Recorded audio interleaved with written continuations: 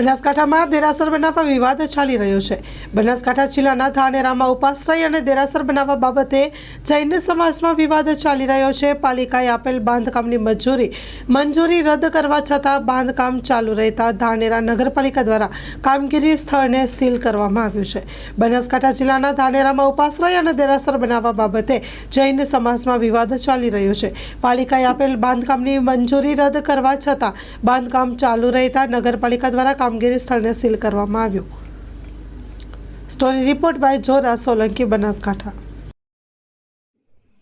આજરોજ ધાનેરા નગરપાલિકા દ્વારા શ્રી ધાનેરા તપાગત ઉપાશ્રય ટ્રસ્ટની જગ્યા ઉપર જે વિવાદિત બાંધકામ ચાલી રહેલ છે, પ્લાન અને કોઈપણ જાતની મંજૂરી વિના, એ બાંધકામ ઉપર હાઈકોર્ટની લાલ આંખ થયા બાદ નગરપાલિકા દ્વારા સીલ મારવાની કામગીરી ચાલુ કરવામાં આવેલ હતી।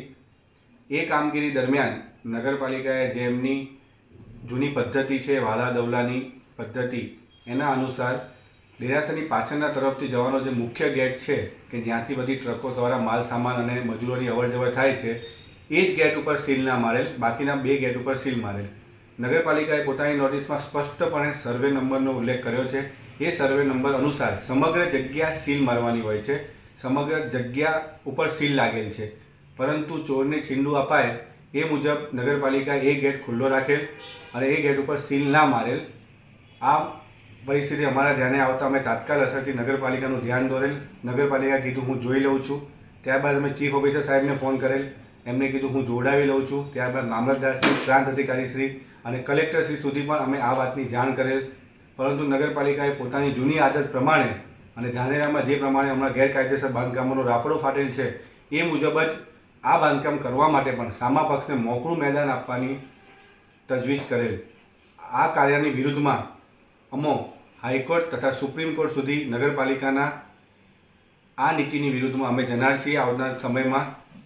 તથા જે સીલ છે એ સીલ સમગ્ર સર્વે નંબરની જગ્યા ઉપર છે, માટે જાહેર જનતા એ વાતની ખાસ નોંધ લેવી કે માત્ર ને માત્ર જિનાલીની જગ્યા ઉપર કે કોઈ એક જગ્યા ઉપર સીલ નથી। જે સર્વે નંબર આપ્યો છે સમગ્ર જગ્યા ઉપાશ્રય ટ્રસ્ટ, તપાગત ઉપાશ્રય ટ્રસ્ટની માલિકીની જગ્યા ઉપર સીલ છે અને અમે નગરપાલિકાના આ કાર્યની વિરુદ્ધમાં સુપ્રીમ કોર્ટ અને હાઈકોર્ટના દરવાજા આગામી સમયમાં ખખડાવનાર છીએ।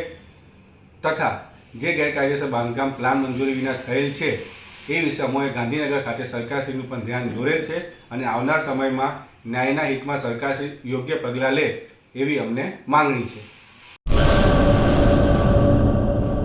કચ્છની પ્રજાનું માનીતું અને કચ્છની પ્રજાના સાથ સહકાર અને પ્રેમથી સાકાર થયેલું એલબી મોલ એટલે કે લુગડા બજાર ફેમિલી શોરૂમ। અમારું address Bhuj branch, Anam ring road, Bhuj, Kutch.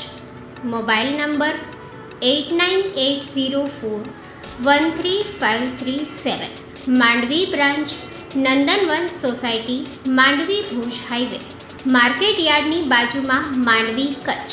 Mobile number 6353695514। નોંધ: રવિવારે આખો દિવસ શોરૂમ ખુલ્લો રહેશે।